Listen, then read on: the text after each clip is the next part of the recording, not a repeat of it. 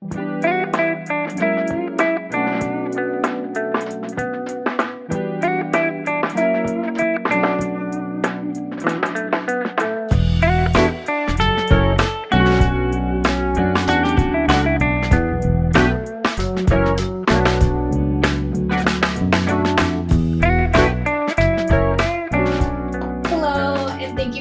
today's virtual educational program with Cancer Support Community Los Angeles.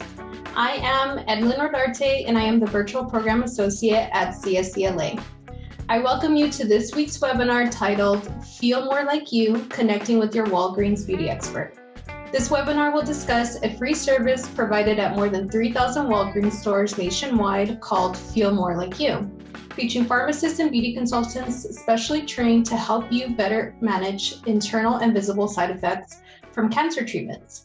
Before we begin, if this is your first time joining us, Cancer Support Community Los Angeles is a premier nonprofit organization providing vital social and emotional support to families facing cancer, including patients, caregivers, and their loved ones, all at no cost. Our programs include support groups, healthy lifestyle classes, social activities, and educational programs such as this one. If you'd like to learn more about our services or watch past webinars, please visit our website at www.cancersupportla.org. Without further ado, I'd like to welcome today's speakers. Sonia Gomez is a Walgreens Beauty Area Expert for the LA area. She has been in beauty for 18 years and has worked with Walgreens for over 10 years. And Espiritu has been a pharmacist for 20 plus years, working with a variety of specialty patients, including oncology. Welcome, Sonia and Alan. Thank you so much for joining us today. Thank you for having us. I really appreciate that. Thank you both. So the floor is all yours. Thank you so much. Oh, thank you.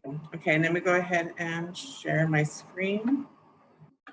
All righty, you guys. Hi, so thank you so much for having me. And I have my other half, Alan. He's going to be answering some of your questions at the end of the call. But Feel More Like You. So let me go ahead and kind of talk about Feel More Like You. So Feel More Like You service is a unique team approach to help you manage both internal and visible side effects of cancer treatment. Pharmacists and beauty consultants receive specialized training to better support you and your loved ones throughout your journey.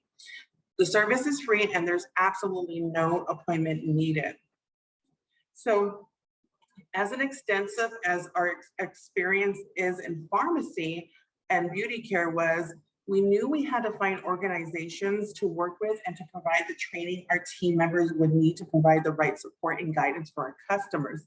So with that being said, we partnered with Look Good, Feel Good and Cancer Support Community to go ahead and really get what we needed to get it right. So we collaborated together with leading the national and cancer support organizations. And together we came up with what we have here, which is Feel More Like You. So to give you more insight to some of this, since we launched it in a few stores in 2018, Feel More Like You has grown to encompass 12,000 pharmacists and 3,000 trained beauty consultants in 3,000 participation locations across the country. So in order to find the nearest participation location, visit walgreens.com. You actually can go there and you can feel within your neighborhood, you can find the nearest location where you can find a trained beauty consultant and also a trained pharmacist within the service. So just to give you some insight, as of March of 2020, which has been some time, we haven't really checked the numbers since, but we have specially trained team members that have given more than 20,000 Feel More Like You consultations. So I'm so happy that we've touched that many people so far. Now, helping you with beauty. So to give you a little more insight, we have trained, as a company, we have trained our beauty consultants to provide individual makeup tips and tricks, guidance on products that can help with hair loss and dry hair, dry skin and skin discoloration, sun protection, and changes to the nails and cuticles. So with that being said, I was talking about the beauty consultants in select locations have actually received extensive specialized training to help people with a variety of visible changes and be prepared to basically help anyone in need. Now, we also on Walgreens.com also have videos as well, which I'll speak a little bit more later on. So helping you feel better on the inside. And I'll go ahead just to speak about it quickly. We also have trained pharmacists, which we have Alan on the call today, that provide tips and over-the-counter products to help relieve symptoms that are that include occasional nausea, vomiting, skin rash, increased fatigue, mouth sores, and dry mouth. Our just to speak a little bit more, as intensive as our experience, extensive experience in pharmacy and beauty care, like I was saying before, us working together really gives the overall feel more like you. So I'm going to go ahead and turn it over to Ellen. And Ellen, are you there? I'm here. Okay, awesome. I'm going to turn off my camera really quick. There we go. All right. Hello, everyone. My name is Alan Espiritu. I'm a pharmacist here with Walgreens Specialty Pharmacy. And I'm just here to present you a brief overview in case currently you have problems accessing your medications. A lot of questions we get are, what's the difference between a specialty pharmacy versus my regular walk-in Walgreens or CVS or whoever you may use? A specialty pharmacy is different in terms, we might not be close to you in the physical aspect, but we are actually a lot more accessible. A lot of times when we reach out to you, we're gonna try to find out what your preferred method of communication, so we could speak to you about your medications, whether your preference be email or you're one of those people that prefer texts, or you might be a person like me who prefers to actually hear someone's voice. We are very accessible. We're always here to make sure that the patient is gonna succeed as best as possible on their therapies. So what's best for you is what's best for us as well. Specialty pharmacies also offer delivery services. So whether we're delivering to your home, if you're on infusion medication, a lot of times we're going to deliver to your doctor's office, or if it's convenient to you, we could also deliver to your local Walgreens. But no matter what, I promise you that the specialty pharmacy is going to follow through with you to try to make sure that you succeed as best as possible on whatever therapy that you're going to be using for your diagnosis. Next slide, please. One of the other things that specialty pharmacies do is we assist you with trying to get your medications covered through the prior authorization process. Many times the medications you're on are very expensive. I'm sure you've seen some of your copays, and even before the copay, the insurance is going to fight to try to not to have to cover your medications. So that's where we come in, and we're going to assist and work with the doctor's office and the insurance companies and try to get that medication covered for you through your insurance as soon as possible. We will give you status updates to let you know where in the process it is, and once it gets approved, we'll also work with you with that. If the copay ends up being too high, that's where we come in to try to help you find some financial assistance. Whether you have Medicaid, Medicare, or you have private insurance, it doesn't matter. We're going to try to get your copays covered to the best of our ability to have it as low as possible cost to you. Our goal is to try to actually make it zero if possible. But that's a very important aspect of what a specialty pharmacy does, because one of the barriers to succeeding in therapy is the cost of the medications. We work with very many nonprofit agencies to try to get you that assistance, and we also work with the drug companies themselves to try to find financial assistance. Specialty pharmacies also have access to medications that your local stores might not have, and these are referred to as limited distribution drugs. And the reason they're limited to where you can get them is a lot of these drugs are approved on a fast track access through the FDA, meaning that they'll approve it with stipulations that the pharmacies and the doctor's offices need to closely monitor patients for their side effects and success of the therapies. They want to make sure that these therapies are going to be safe for patients and also be effective for patients before they allow access to the wider healthcare community. Next slide, please. And in addition, the pharmacists at these specialty pharmacies will be in constant contact with you to make sure that you are succeeding in your therapy. We'd like to know if there's any drug interactions occurring or any adverse effects that might be occurring. And we like to try to stay on top of that to make sure that the therapy you're going to be on is as accessible as possible with minimal side effects. If we can try to get those under control right away, usually your therapy will be a lot more successful.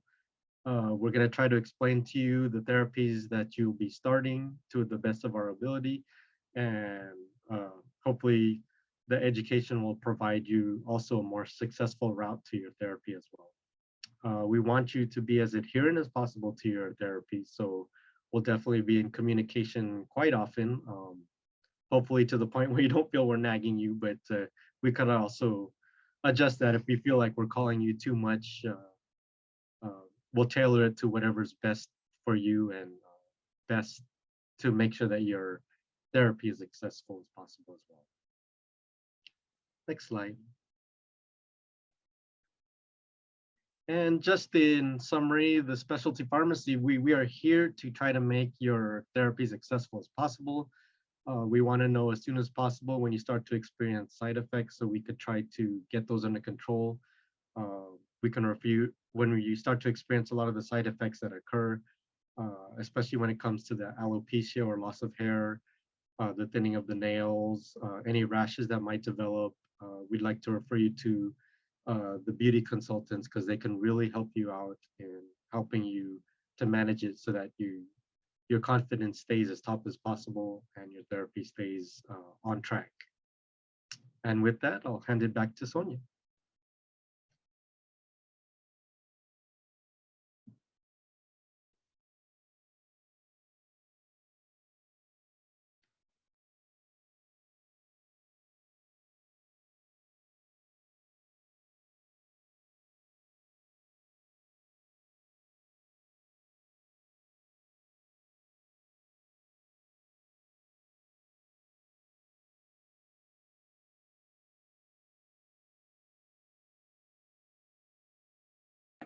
Oh, here I was talking the whole time I was on mute. So we're going to talk about skincare. Let me go ahead and get back on video here. So cleansers. Cleansers are really important because it's really the first step to taking care of our skin. So I want to talk about it. It's really important for us when we start to see our skin go through the changes. We want to make sure that we're doing everything possible to take care of it. So some of the things would be utilizing warm water, more like warm temperature versus a more hotter. As we know, hotter water tends to dry out the skin a little bit more. And it should be used because hot water tends to over dry, irritate the skin, and more when it becomes already sensitive. Additionally, it can cause itching and certain types of cancer. You'll feel that itching from. So the cleanser should be easily be able to be wiped off to avoid additional skin irritation. Anything that you use considered maybe creamy, mild cleansers, maybe avoid exfoliation. So I'm going to demonstrate a cream cleanser for you right now. So what I'm going to do is I'm going to take just a little bit onto my hand. I have washed them and I did use antibacterial since I'm in my office at the moment, but I'm just going to show you quickly. I'm going to go ahead and wipe this off. So this is a cleanser and you're going to massage it gently into the skin, right? And with lukewarm water that I have here, and you're going to see that I'm going to remove this because I'm going to show a broad demonstration a little bit later, is once you get the moisturizer onto the skin, the cleanser onto your skin, you're going to go ahead and gently wipe it off. Now it has to be something very easily to remove, something moisturizing for the face. So that's why anything that's very mild, creamy will help with the dryness that some medications cause.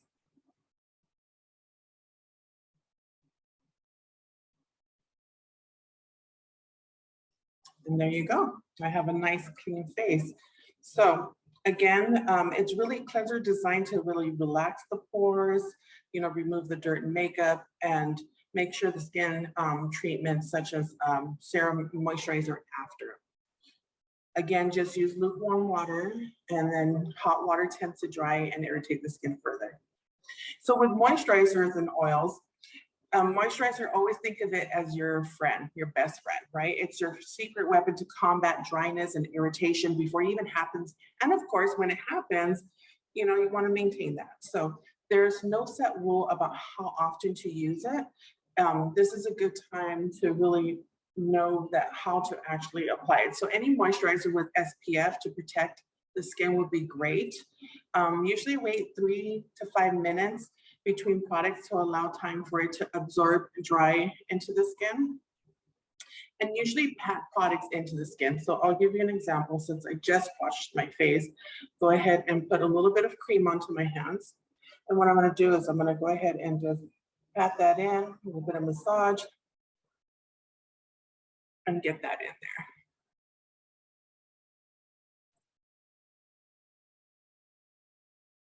So it really is great because there's a tip on here. So do you know that these oils and moisturizers on your face, but also any dry patches you have on your elbows and knees and body as well. So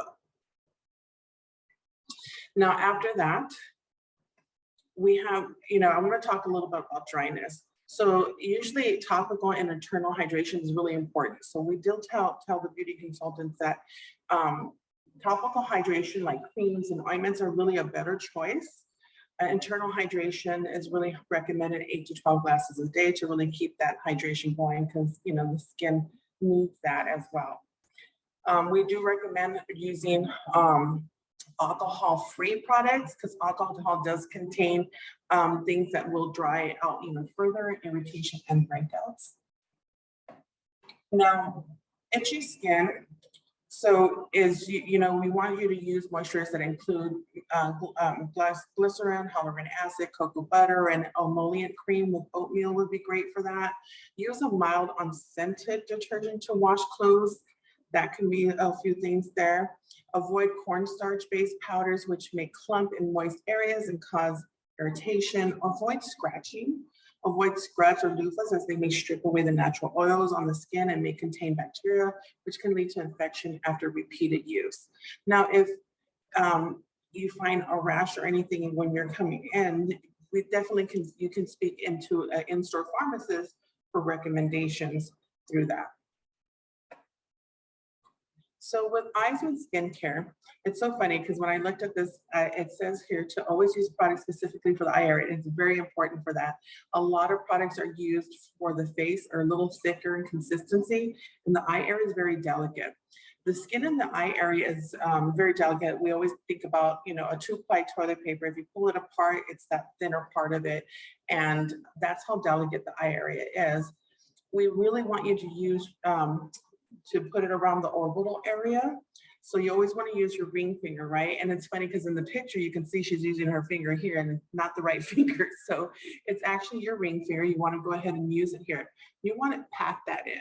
When you use any kind of eye product, you want to pat your eye cream in there, and then you can go ahead and use whatever concealer or makeup that you want to use afterwards. Lip treatments are very important as well, as we know a lot of things can cause dryness. So they're used and designed to really hydrate and soothe that aspect of it. We also have the hand and body. So when it comes to hand and body, you want to make sure you find something that's really soothing that dry skin.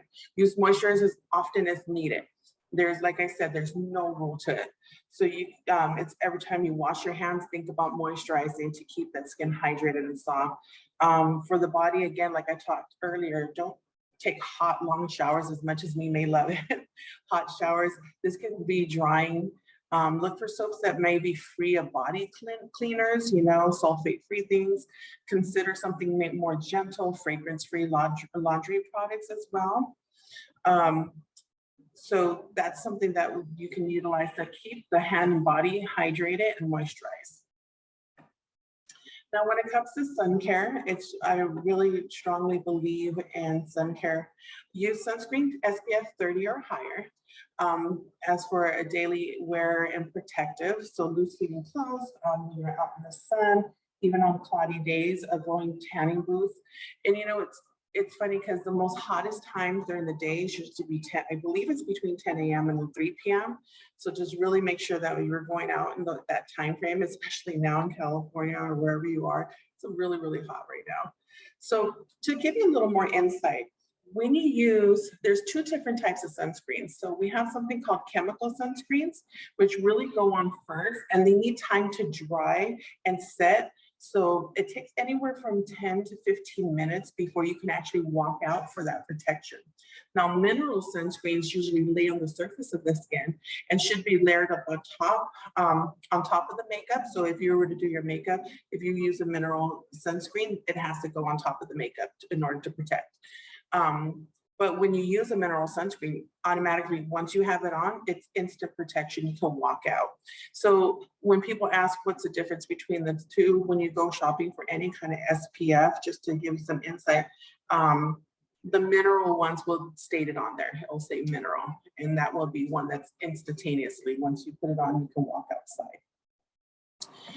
Just make sure you have even coverage. You know, you want to use, I actually have one here, so I can go ahead and put some on. Make sure you use even coverage, and you can put something that you can put directly on the face, and something that you can go ahead and rub in with hands. And just some insight as well is it doesn't add up. So if a moisturizer and a foundation both have SPF 30, it doesn't mean that together they have SPF 60. They both will only protect you for SPF 30. So let's go ahead and go on to all about eyes. So I want to talk about brows.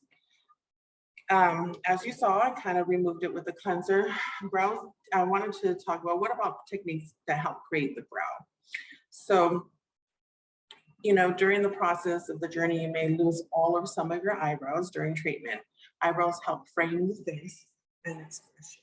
So to give you some insight, I'm gonna go ahead and show you quickly, a quick demo, is you wanna go ahead and see, as you can see on the screen in front of you, where your shape is, right? So right here, you're gonna go to the beginning of the edge of your eye, and you're gonna you can put a dot there. And then in the middle of the eye, towards the corner, you're gonna go in an angle and you're gonna put a dot there as well. And then when you come to the corner of the eye, you can go out to where it lands towards the corner, and you kind of give yourself a guide of where your eyeball will be. So I'm gonna quickly, lightly, like with light touches, I'm gonna lightly fill it in. Because when you do it lightly, you can always, you know, go darker. But once you do it lightly, and you go on top,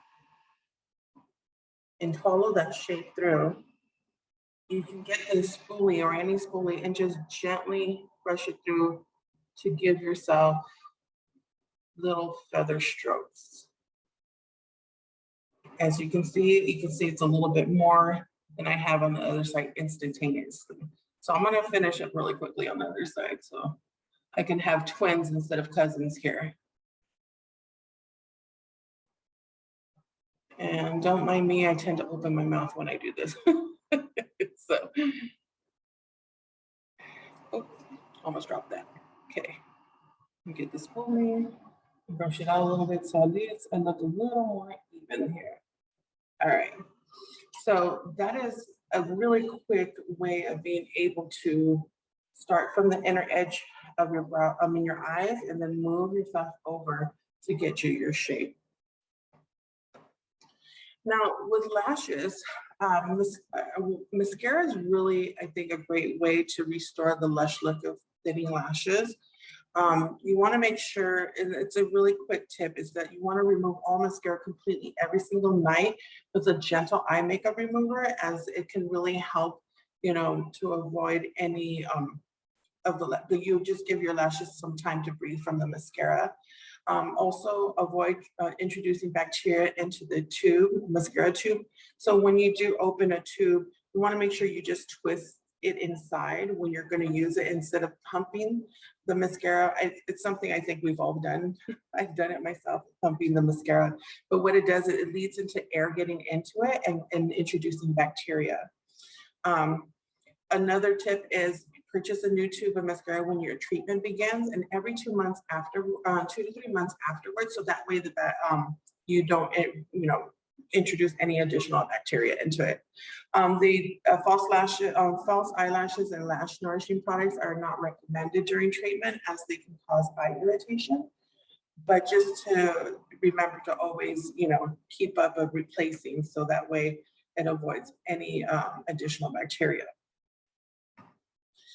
When it comes to eyeshadows, very easily, what you can do is the lightest shade is for the highlighting. So a lot of times you can put it right under the brow just to bring out the brow. The lid of the color usually you can just sweep quickly across. The deeper it usually goes in here in the crease, so that way it can just bring out the eye a little bit more, but it really emphasizes the natural shape of your eyes. And if you use any sort of cream, it's really blendable and easy at that point. Now, eyeliner defines the eye area. I say practice makes perfect because it took me quite some time to utilize this technique, but it is totally normal to practice using an eyeliner to achieve the look you want. So there's different tips for different formulas. Some people might like to use liquid eyeliner. That takes a lot of practice. It took me a couple, I would say, years to get a hold of it, but anything to do with pencil, liquid eyeliner, you want to apply a very thin line across the upper and the lower lids just to give the mascara or your eyelashes just more of a pop. The liquid eyeliner may be a little bit more difficult, like I was talking about, but practice makes perfect. So if you're very comfortable with it, that's something we would suggest that, just practice. That's something I definitely struggled with the liquid eyeliner. So I kind of stuck to myself with pencils. So let's talk about makeup. The foundation, what is great is always, when it comes to skin texture, we want to be, and has some discoloration. With all of this, skin texture and changing has some discoloration. Primers are such a great source for making that surface of the skin more smooth and even toned. After applying a primer, you can use a concealer or something, a tinted moisture or a foundation to disguise like anything of discoloration or color changes. A medium coverage of foundation with SPF protection is a great foundation to probably utilize. We also have concealer. So to hide dark circles, blemishes, or discolorations with concealer is something that's great. So just to give you some background to it, reddened skin, green is such a great way to go ahead and cancel that out to even the skin tone out. Any kind of brown tones from age or sunspots, yellow corrector is another one as well. And darkened skin, a lilac corrector will help brighten that as if you use any of these different colors for that. For lips. So for lips, color, it usually helps to create more of a balance between the eyes and the lower face, because you've already worked on your eyes up on top, you've done your eyebrows, your lashes, your eyeliner, and now you've got to find something to balance it out, and that would be the lips. So using a lip liner more to your natural skin color, if you want to go ahead and use a pop of color and not have it spread, is a good idea. If you fill in the lips with the lip liner and then apply it on top of the lipstick, it actually it'll make it last a little bit longer. But you want to find something that is really hydrating, something more of the same color of the blush you're wearing, so it just brings that more pop from after putting the foundation, because after putting the foundation, it gives you more of a even skin tone. We just got to bring some of that color back. Now we also have cheeks. So cheek color is designed to add more of a pop of color under the eye area. So we focused here and now we have here and now we got to find the in between, right? So we want to tie in eye and lip color. So something that's more on the same shade range. So to add a little drama of color to the cheek, you want to use it on the outer application. Formulations include either cream, powder, crayon, or stick. Depends on your skin tone where you can go with those particular colors. You can either apply it with a brush, a finger, or a sponge. And I'll talk about makeup tools right now.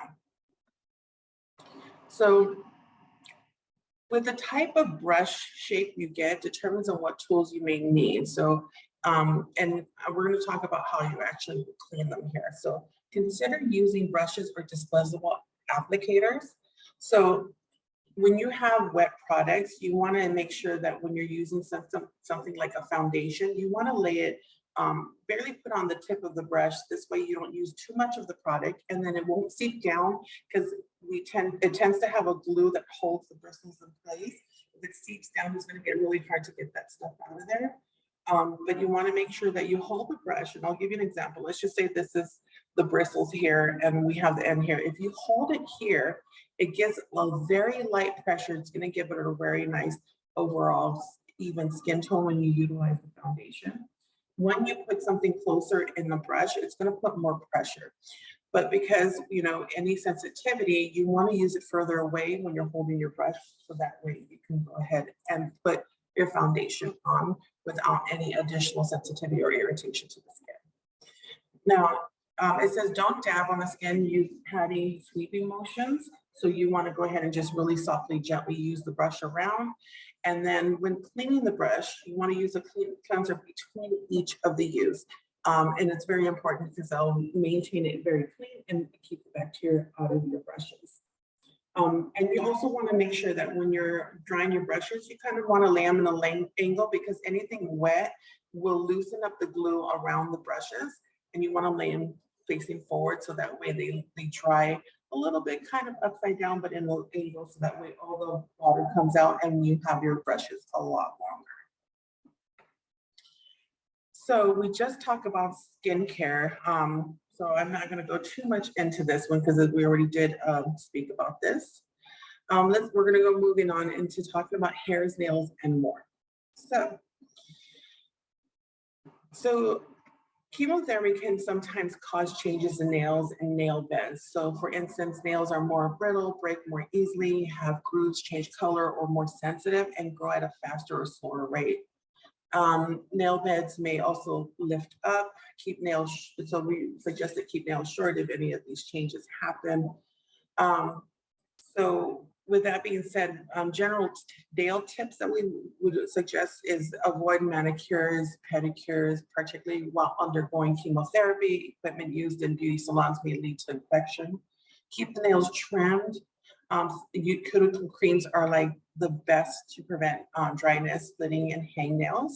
Avoid cutting cuticles. Gloves should be worn to minimize damage and prevent infections, particularly when washing dishes or cleaning the house and gardening.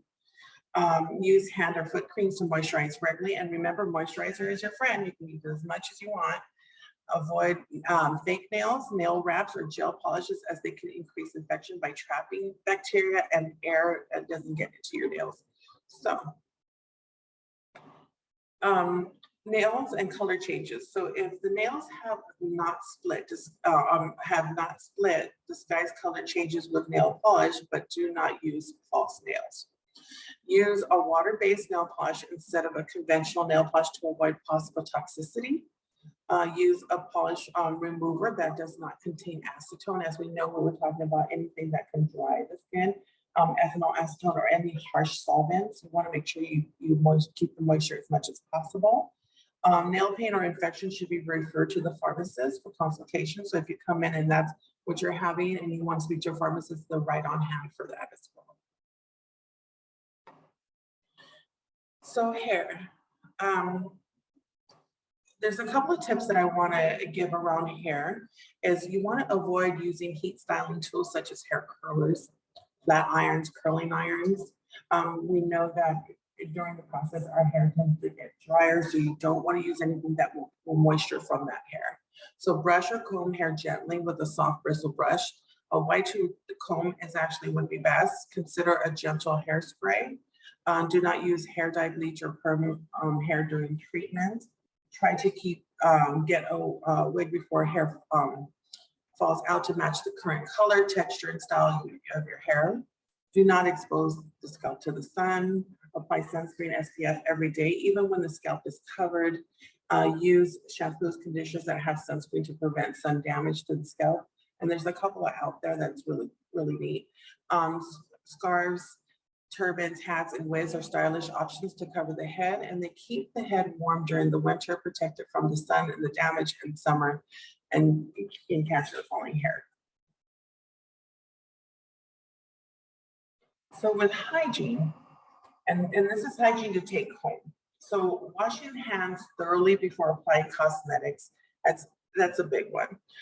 Never share cosmetic applicators, use fingers or clean disposable applicators such as cotton balls, sponges, or cotton swabs to apply lotion or creams. Use clean brushes, sponge tip applicators to apply powder, cosmetics.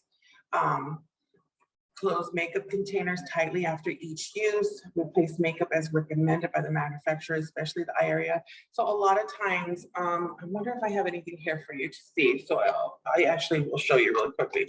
So anytime that you open a product, at the bottom, I don't know if you can see it here, it will have a little jar that's open and it'll tell you the lifespan on that jar. So this one says 12 months. So that as soon as I open it, it's good for 12 months.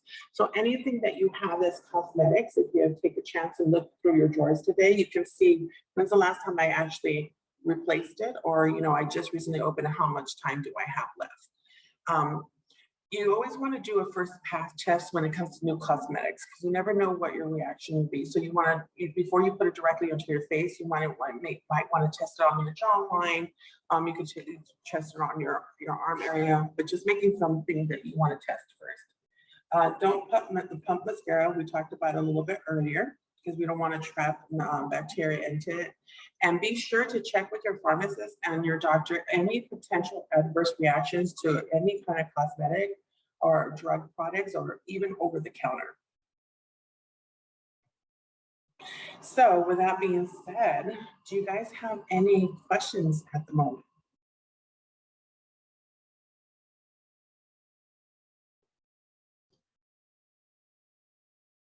Hi, Sonia, thank you. So anybody who has any current questions, you guys can always go ahead and use the Q&A feature. Sonia, if you want to go, did you want to go ahead and end the screen share? So no, I actually want to just leave you guys with one thing. I'm sorry. Okay, I didn't realize it. So just to let you guys know, you guys got a lot of tools and tips from the comfort of your home. So when I talked earlier, finding your nearest BDE store that may have a beauty consultant that can provide you a lot of this information. Walgreens.com, feel more like you can go to. You can either find a location nearest you, or you can watch some amazing videos we have available to you, you know, like filling in your eyebrows, nails, and cuticles, rethinking skincare and skin discoloration. And it gives you some videos to really break it down step by step on your term and your way of doing so. We also have something of podcasts, and these are really great podcasts that we've brought on. One of my favorites, I want to say, is Mouth and Taste Changes, the sore subject. We brought in a professional nutritionist and a doctor, and our beauty consultant was also on that podcast. It really speaks to different aspects of what the changes may be. So I just love that they're able to pull from different things, and you have that time. So you know, if you want to go on, you can listen to some of the podcasts and get some insight to that. So I'll go ahead and end it there. I'll go ahead and stop sharing my screen. Were you able to see that or no? Yes, we were, sorry. Okay. All right, so let me go ahead and see. How do I stop? I'm sorry. Should be towards the top. Okay, it just says new share. Oh, there it is, stop here. Perfect. Okay. All right. Thank you so much for that presentation, for you and Alan, letting us know about the services at Walgreens and all those tips and tricks. I know that they're very helpful. We do have a few questions. One of them is, how do we access the services and are the products discounted? The services are absolutely free. You can go to walgreens.com to find the nearest location. You can actually put your zip code or your city that you're in, and you can find the nearest one near you. There's a lot of good promos that they have within the stores, to be quite honest, but I don't believe they're just discounted. I believe it's just whatever the plan of the week for the store is, but they definitely have some really great products for you to discuss. Okay, perfect. Somebody was asking about the podcast. How do they search for them? Do they just type in like Walgreens podcast, or? So you would go to walgreens.com and /feel more like you spelled out, and then it'll take you straight to the page, and it'll have all the videos for tips and tricks of how to do your makeup and cleansing the skin, and then it has a link to the podcast, which is really neat. So it's walgreens.com /feel more like you. Perfect. So I'm going to enter that into the chat for everybody. And then another question is, I know you mentioned some ingredients to avoid, like alcohol. Mm-hmm. Were there any other ingredients? I don't know if Alan can add to that. Are there any other ingredients that people should be not using during treatment, or anything that's more irritating, like retin-A creams, retinol, and things like that? Oh, you're muted, Alan. Sorry. That's okay. Yeah, retin-A and tretinoin type creams will definitely irritate the skin. So temporarily stop those while you're on therapy.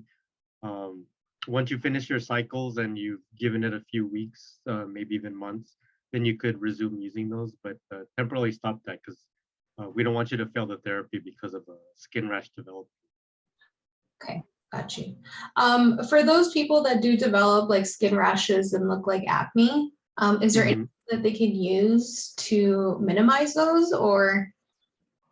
A lot of the cleansers that Sonia mentioned are perfect for that. And then, of course, a lot of the water-based replenishing hydration creams. Don't use anything oil-based, because that'll irritate it further. Just like when you're treating your childhood acne, it would be something similar. Okay. And another question is, what type of creams can you use for brown spots from chemo? Usually there's a topical hydroquinone. It's called hydroquinone, is the main ingredient. It's a lower percentage in the over-the-counter version. If the brown spots, it'll help to lighten it. It does take a while for it to remove those brown spots. If it's not removing it fast enough, you could consult with the doctor and he could prescribe a prescription version, which is a lot more concentrated. The only problem is you do have to avoid exposure to the sun, because if you have that on and you go out in the sun, it'll actually make the spots darker. Oh, okay. Well, that's really good to know. Yeah. Just to give you some insight too, I don't know if hydroquinone is out there anymore. The last I heard, they took it off the market. Oh. So I guess you can find it on the internet. Yeah. The best thing would be to ask your local pharmacist there. There you go. And then just another question for people who are going through radiation and, you know, it's directly on some part of their body. Is there any specific moisturizers that they can use, or should they stay away from anything during that time as well? Not necessarily. It depends on the type of rash that'll develop or the type of irritation that develops. Most of the time you can still continue using like your typical daily lotions or creams. But it really depends on the consistency of the rash, and that'll determine what type of recommendation we would make. Got you. So again, if anybody has any other questions, I'll give you a few more minutes to go ahead and drop those into the Q&A. But so far, I just wanted to let everybody know that this is being recorded. So this will be up in our video library in a few weeks. And we do want to thank you both for your time. This information and these resources are going to be wonderful for our community. They're great tips, especially when, you know, this is a new journey for people. So I do appreciate that. So it looks like, I think that might be it for the Q&A. So again, thank you, Sonia and Alan. Thank you. And thank you everybody for joining us today. We hope you all have a good weekend. Thanks, you guys. Take care, everyone. Appreciate it.